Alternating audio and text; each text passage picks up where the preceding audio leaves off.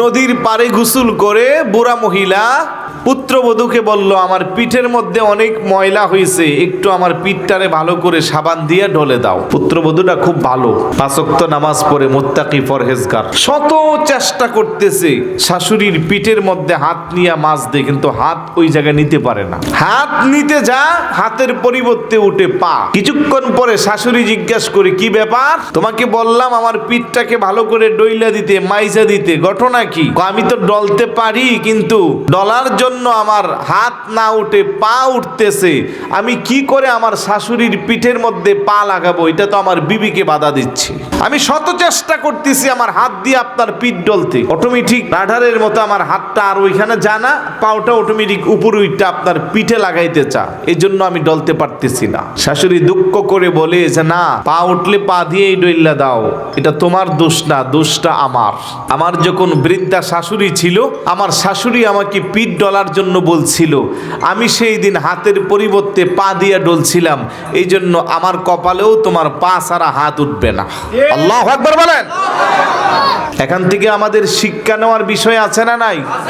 আমি যা করব আমার জন্য ঠিক তাই প্রস্তুত হবে। আমি যদি ভালো করি, সেবা যত্ন করি, আল্লাহ আমার কপালে সেবা যত্ন মিলাইবে। তাই আমার যুবতী বোনদেরকে বলবো, আপনারা যারা পুত্রবধূ হয়ে ঘরে আসেন, একটু শ্বশুর শাশুড়ির খেদমত করবেন। স্বামীকে যদি শ্বশুর শাশুড়ির প্রতি অযত্নশীল দেখেন, আপনি বুঝাইয়া যত্নশীল বানাবেন। আপনি কেন তাকে মা বাপ থেকে আলাদা করবেন? এটা তো আপনার জন্য লস, লাভ না। তার এফেক্টটা আপনার সন্তানের উপরে পড়বে, স্বামীর ইনকামের উপরে পড়বে, অনেক কিছু নির্ভর করবে।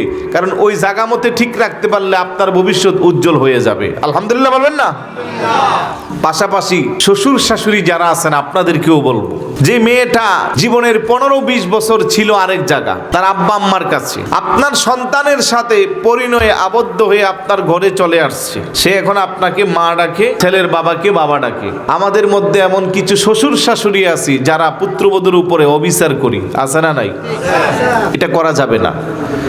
আপনি যদি অবিচার করেন, অটোমেটিক আবার আপনার পেটের কন্যা যেটা আরেক বাড়িতে পাঠাইছেন, ওই জায়গাও নির্যাতন চলবে। আপনি যদি আপনার পুত্রবধূকে যথাযথভাবে মেয়ের মর্যাদা দিয়ে রাখেন, আল্লাহর পক্ষ থেকে আপনার কন্যাকেও যেই বাড়িতে দিবেন, ওই বাড়িতেও তাকে মেয়ের মর্যাদা দিয়ে রাখবে। একটা আরেকটারে টানে।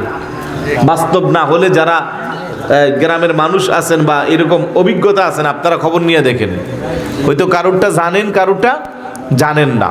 তো এই জন্য আপনিও পুত্রবধূকে চুক্ত চাচ্ছিল্য করবেন না, নিজের মেয়ের মতো সম্মান দিবেন, আদর করবেন। পুত্রবধূ আপনাকে মা বাবার মতো সম্মান দিবে।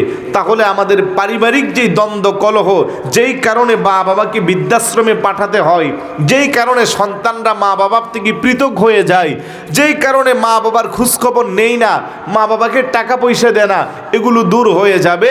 তার জন্য বর্তমান সময়ে আমাদের মা বোন যারা আছে, যারা নতুন বধূ হয়ে সংসারে আছে, ওদের ভূমিকা অনেক বেশি। কথা বলেন? আল্লাহ যেন বোঝার তৌফিক দান করে। রাগ করতেছেন? মা বোনেরা রাগ করবেন না, আপনারা সম্মানের জাতি, আপনাদেরকে অনেক সম্মান দিয়ে কথা বলি, আমাদের হৃদয় থেকে আপনাদেরকে সম্মান। With due respect from my heart. কারণ আমিও কোনো না কোনো মার গর্ভ থেকে পৃথিবীতে আসছি, আমরা সবাই মার গর্ভে আসছি। এই জাতিকে অবহেলা করা যাবে?